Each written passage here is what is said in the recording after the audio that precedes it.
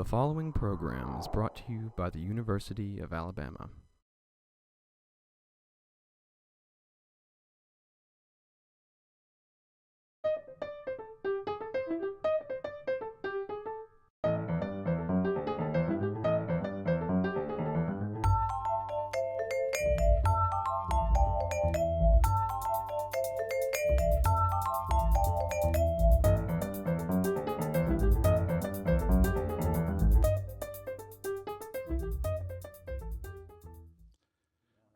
Jill McCorkle is the author of 4 volumes of short fiction and 5 novels. Her latest, Life After Life, is set in that most modern of venues, the retirement community. There, along with their visitors and caregivers, some seniors are completing the last chapters of their lives, going gently or not, while others are bravely making new beginnings. I spoke with Jill McCorkle at the Alabama Booksmith in Homewood, Alabama. Jill, it's nice to see you again. Great to be here. I catch sight of you once in a while at a conference or when you're giving a reading or a talk, but the last time that we sat down to do Bookmark was horribly 11 years ago. It's been a while. And because it's been a good long time, let's refresh some of the viewers. You are a North Carolina writer now more than ever, but you're a native too, aren't you? Yes. What part of the state are you from? I grew up in the southeastern pocket, a small town, Lumberton, pretty near Myrtle Beach and the South Carolina line. Near the Lumber River.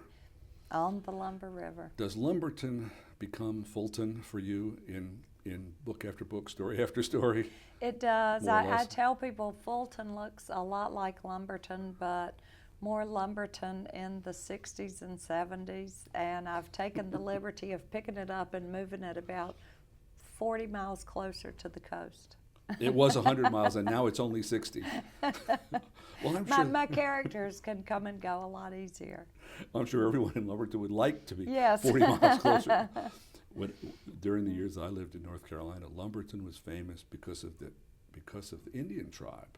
Absolutely. Who had stood up against the Klan. Yes. That's my memory of the Lumpy Indians and Lumberton. Well, it was a very interesting place to grow up because it is triracial and evenly so. And so just has always really felt like a fair representation of a much bigger segment of the world.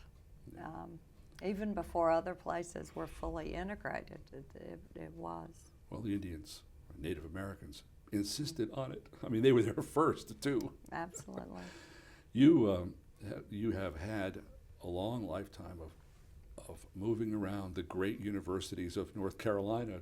Where did you actually go to undergraduate school? Were you at UNC? I was at UNC Chapel Hill. Mm-hmm. Mm. And now you're teaching at State. Teaching at State. Who taught you at Chapel Hill? Lewis Rubin, Lee Smith, and Max Steele. Well, that's just wonderful. Yeah. I've noticed in many of your books, if the book is not actually dedicated to Lee or Lewis or Max, they always figure in the acknowledgments. Absolutely. All right, here's a chance revealed to the world. How do they do that? How did Lewis and Lee, and I remember Max, the world, he's not as famous now as he once was, but they were wonderful teachers of creative writing, and they had a lot of successful students. Do you remember how they did it? Well, people are always asking what's going on in North Carolina because there's such an abundance of writers. And I do like to think that it has a lot to do with so many writers are teaching, are interested in taking on and nurturing younger writers. And also the writers aren't off in some tower locked away. Most of the writers are very much a part of the community and out and about. So I remember, as a student, you'd see somebody like Lee Smith in the grocery store or Lewis Rubin at the gas station, and somehow their being that human made it seem a lot more reasonable that you might pursue the same path. Regular mortals did it. Exactly. Something over many years, I've noticed that you occasionally slip in an homage to Fowler's. And Fowler's has been gone a It's long gone. time. Right. But Fowler's was a famous grocery store. Yes, it was. Back. Do you, I'm sure you know better than I, but Fowler's was most famous for in the literary world. They extended endless credit to Betty Smith while she was writing A Tree Grows That's in right. Brooklyn. I had forgotten that. And she ran a tab apparently for years, and then one day went back and paid it. But that was the North Carolina of a good long time ago. Yep. Now you're at NC State teaching fiction writing. Correct. Do you literally have Lee Smith's job? I do. I do. Yeah. How do you teach as you were taught? I try to. I really try to be as hands-on as is possible, and a lot of teaching creative writing is coaching. I mean, there's a lot you can teach, but then beyond that, there's so much that the individual has to pull off. I mean, it's a solitary procedure, and so I like to think that I've been as generous with my time as was given to me by people like Lee and Lewis. Well, it's a wonderful tradition to be a part of, and an obligation to keep it up, I guess. Well, it is, but I'm very proud of the legacy. If a person were a writer in 1924, that person would want to be living in Paris. If a person were a writer in 2013, that person would want to be living in Hillsborough, North Carolina. Who's there? Especially if Southern. My husband says it's the one place you can get like a cappuccino and walk next door and buy bait, or have a deer weighed, during hunting season. So it's a wonderful blend of very different worlds. But there's so many writers: Lee Smith, Alan Gurganus, Michael Malone, Randall Keenan, Frances Mays.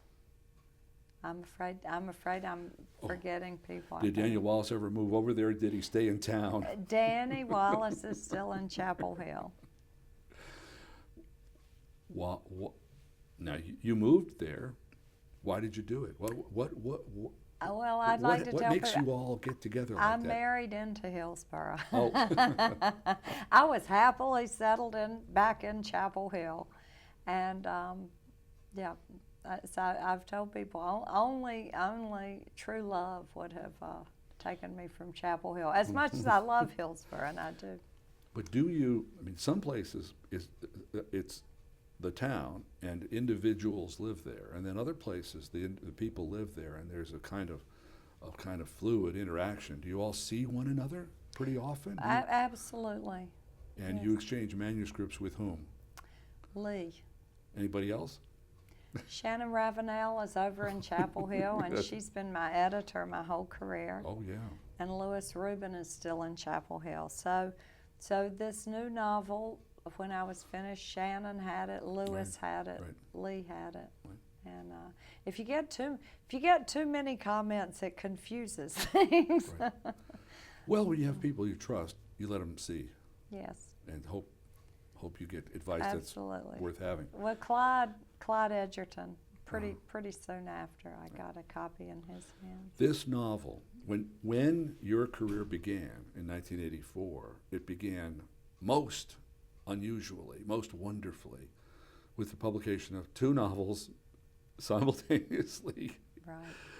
Both first novels, or like twins. Can you imagine? Can you imagine that one of them actually came out first? You're right. Well, the cheerleader was first, and Lewis Rubin had just decided to begin Algonquin Books, now about to have the 30th anniversary. Right. And so he had generously continued reading my work after I graduated, and I sent him this manuscript, and he said he wanted to publish it. But unlike a New York house, because they were just getting started, he needed 2 years. So I wrote the second one. And it wrote pretty quickly because it's just July 7th. It takes place in 24 hours. And it was just one of those that I sort of hit the ground running. I think out of sheer nervousness, knowing that the other one was coming. And so then I had it, and Lewis thought that it was maybe the stronger novel, but he didn't want to go back on the deal. And Shannon came up with this idea of Two It. Well, it's Two a It great Once. idea. And If it had bombed, it would have been a terrible idea. But I was lucky but because you're going to get buzz. people with this. were so interested in Louis Rubin and what he was building with Algonquin that I think they got much more attention than either would have individually, and Right. certainly more than they would have on a great big list at a great big house. Right. Well, you became known for the first few years of your career. You were a novelist. Now, this new novel is your first novel for 17 years. Yeah. So people have been really looking for it, and we're going to talk about it at length. But in the meantime, you've written many books of short stories, and I'm interested in that. Let me tell you what I'm most interested in is I think your short stories are getting longer. And what I'm starting to see is a kind of Peter Taylor short story. Not or tell me if you agree with me. I think short stories are getting shorter and yours are getting longer. Do you agree with that? I do agree with that. And actually, in my last collection, there was one, well, actually two that were more novelistic, and they were the ones I was most interested in as a writer. Particularly the story Magic Words, where the point of view is shifting throughout. And it felt like the groundwork for what I wanted to do in this novel and what I've done in other novels, just the whole effect of a community of people as their lives crisscross and interact. Well, Driving to the Moon is 57 pages. And Dimensions, I think, is that the name? Right, yeah, that's a long one. That's a long one. That's a long one. They're almost novellas. They're in that strange gray area between a long short story and a novella. I guess is there yet another category? I don't know. The writer Dick Bash, I think, has got it a novellini, but I don't think that exists. Well, when you do the conventional wisdom these days about the short story is that they're hard to place individually and hard to sell in collections. Do you think that's so? Right now there seems to be a little bit of a shift because this past year I've seen two wonderful young writers launch with stories. Well, actually three: Wells Tower, Megan Mayhew Bergman, Jamie Quattro. Quite a few strong story collections as first books. Ron Rash just keeps bringing out collections that are out of the park, I think. So, and of course George Saunders, with his recent collection. So I don't know. Maybe there's a shift. It seems as short as the attention span of our society is in so many other arenas, it seems the short story would definitely catch on. Well, I thought that insofar as people, I think there are obviously lots of different kind of readers, but what I was sensing was that they were getting shorter to the point of flash fiction and kind of instant two-page fiction. And George Singleton, of course, who writes a short story every few days and puts it in the mail. He's terrific, yeah, very funny. Your short stories, and recently I've read through a bunch, they are, it's hard to say, not all, but a great many of them are about courtship and marriage and divorce and being single again. A great many of them. That seems to be your central preoccupation in the short story. You think that's true? In that collection, it was. Yeah. I think it was very much about women's journeys and the different ways they might find their place in society. So there were some men's stories at the time, but my editor and I agreed they were just so dwarfed by the women's stories. And sometimes with a collection, you're looking for a way to thematically put them together. Right. And so for me, the whole epigraph, if the shoe doesn't fit, must we change the foot, Right. became very much what I had in mind as these women figure out where they belong. A lot of the men are fairly worthless, but one of the male in my Bigfoot, not only is he worthless, he's not worthless, he's non-existent, he's a figment of everyone's imagination. Right. He does that, he really isn't there, and she's just happy living with a kind of imaginary man, and it suits, and it works. Well, the novel, like the short stories, the novel is very character-driven. It is a collection. Walker Percy used to say that what the cathedral was and the cathedral square was to a medieval city, the country club and the golf course was to a mid-20th century town. Mm-hmm. I'd like to propose to you that the retirement home may have superseded the country club. You have set your novel in a retirement community. I have, and I think under that roof you get people from all walks of life who have already had one life in this town, and now they're having this very different experience. And even the younger characters who work there, or the little girl who lives next door, they all are in a situation where life as they thought it was has changed. And so everybody's on a new path. Your characters, of course, are in various stages of decay. Some of them are very vital and lively, and others are, and others die. Mm-hmm. The dead ones, or the dying ones, there's a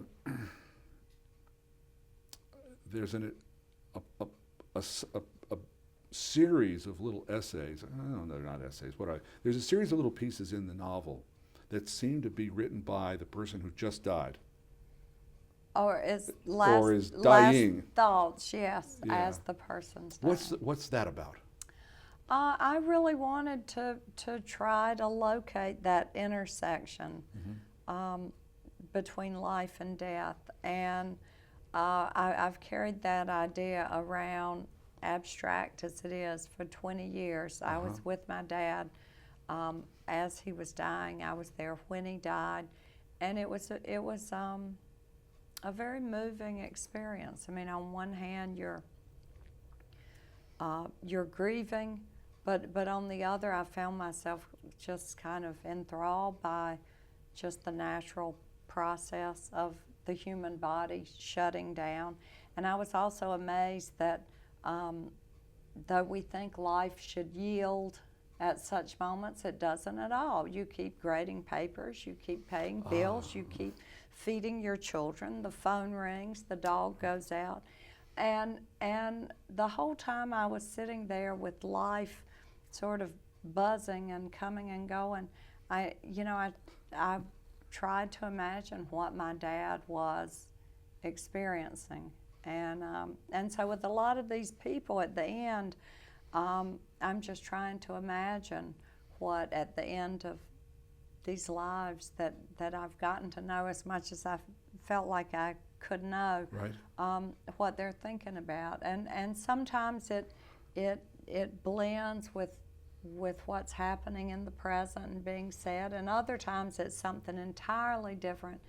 And so I really enjoyed working with sounds that the hospice worker is recording in her notebook to remember the day, remember the person.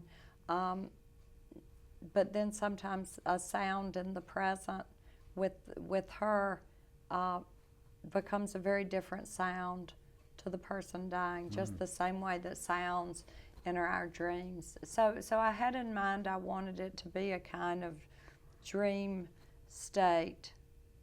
Last thoughts. Last thoughts, and on the living side, Joanna Lamb is the hospice worker who has developed a habit, taught to her by a friend or a husband of a sort, to write down what's happening on the last day of her patient's life.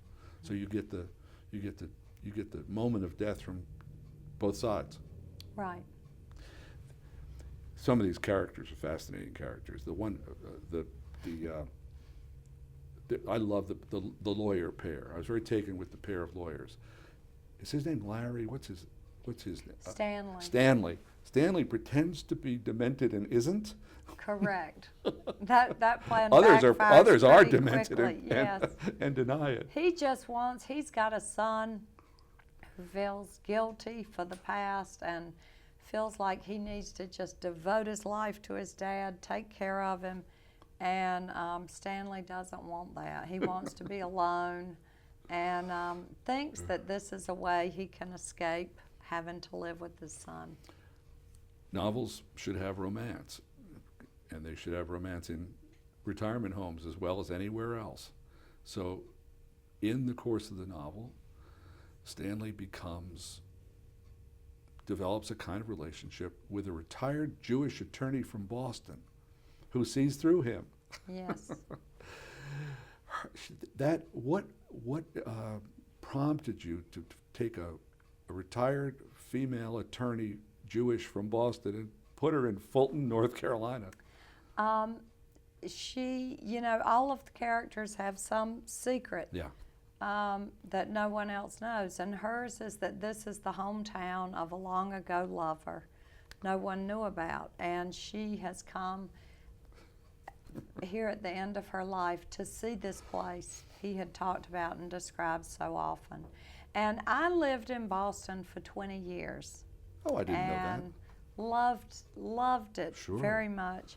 And though it was never home the way the South is home for me, it was my children's home. And so when it's your children's home, it's your home.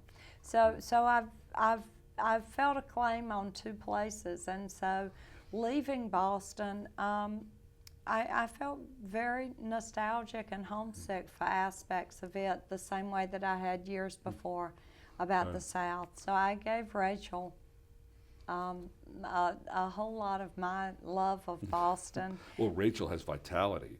She drives, she has a car, her mind works perfectly. She thinks she may have made a mistake, actually, but She gets tired of all the talking. well, she's a real fish out of water. I mean, she's a classic fish out of water. She's just the odd one. The Washington Post did a review of your book. I know you. Well, I don't know, but I suspect that you've seen it. I have. It took a turn I wasn't thrilled about. Well, it was all over the place. But one of the little issues in the Washington Post that I thought was amusing was your evil Kendra, the mother who is tormenting her husband. The reviewer at the Washington Post thought she was so nasty she went over the top, but she is really vile. She is. Good to get that out of your system. Well, I kept thinking if it had been from an omniscient point of view, I would have done what I usually do, where I'm looking for more of the ways to temper it. But because it was filtered directly through her, these are her thoughts, this is her motivation. And I guess at the end of the day, I decided that I think that people capable of doing nasty, harmful things maybe are in a place where they can't see any other option. They're so consumed by bitterness or greed or selfishness. Oh, she's awful. And I hope to leave the door open, but I don't know.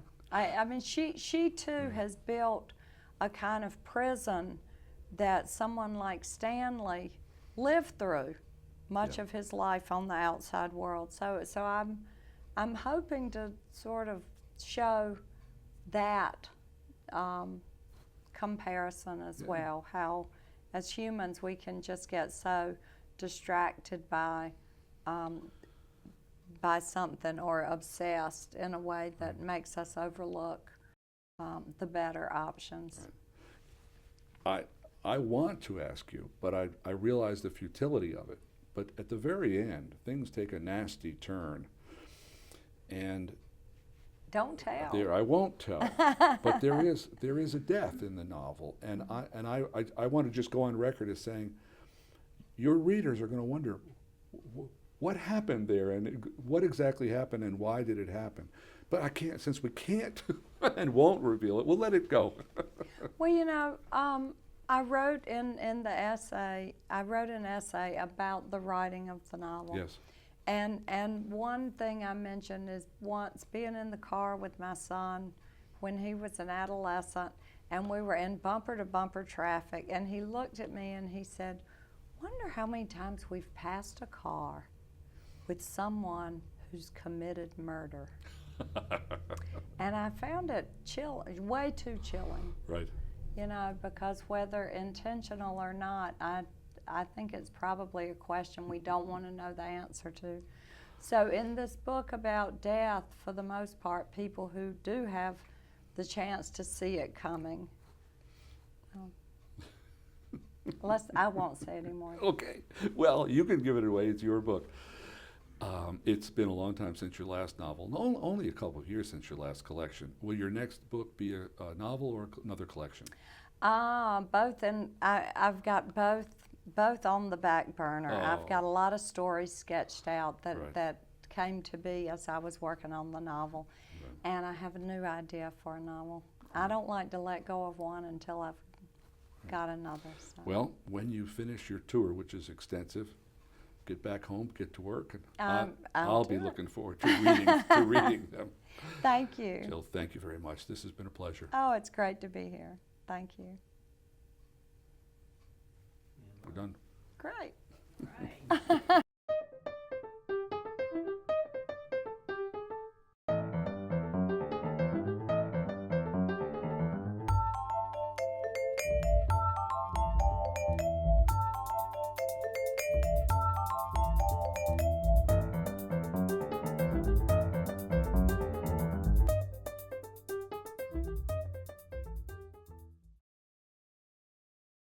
To order this season of Bookmark on DVD, call 1-800-463-8825.